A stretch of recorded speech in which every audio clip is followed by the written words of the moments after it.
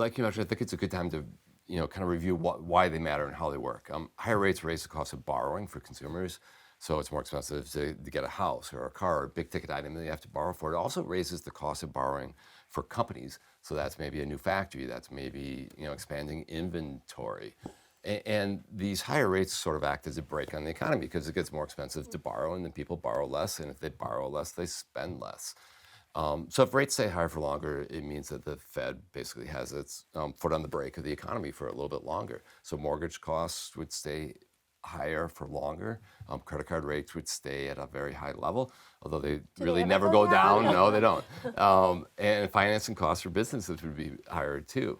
Let's see, David, do you want to talk about the consumer? Sure. We already mentioned that higher rates put more pressure, particularly on middle-income consumers. But I try to be positive, so I'm going to be That's true, you positive do. here.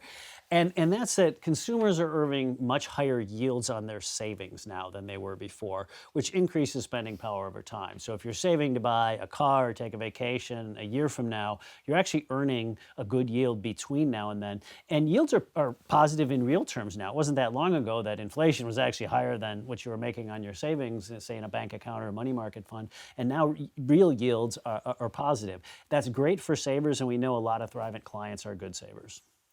Great. How about from a business perspective? Jim, what might higher rates do there? Well, I think, as was kind of mentioned, right, the higher rates are already putting stress on companies with high debt levels. We've seen that, but high rates aren't bad necessarily for all businesses.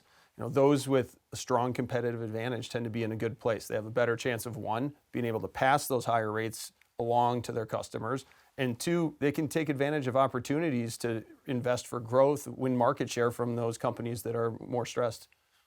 David, anything to add? Yeah, as Jim said, some sectors are hit harder than others. One that's often talked about in a rising rate environment is housing. It's very interest rate sensitive because people typically take out mortgages to buy homes. But there's a flip side to that in housing, which is there's a lot of pent-up demand due to demographics. We've seen strong what's called household formation. We've also seen an increase in immigration in the last couple of years. And then there's that's so strong demand, but there's also a lack of supply.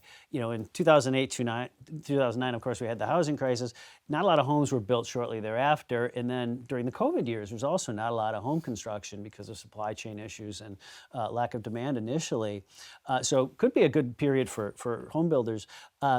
Higher rates are also good for financial firms like banks and insurance companies. Now, it's not good if the rates rise too fast, and we saw a little bit of that last year. We had some regional banks that had challenges last May as the Fed raised very aggressively. But if rates normalize at higher levels, as we kind of expect they will do, that would be good for financial firms, including for Thrivent.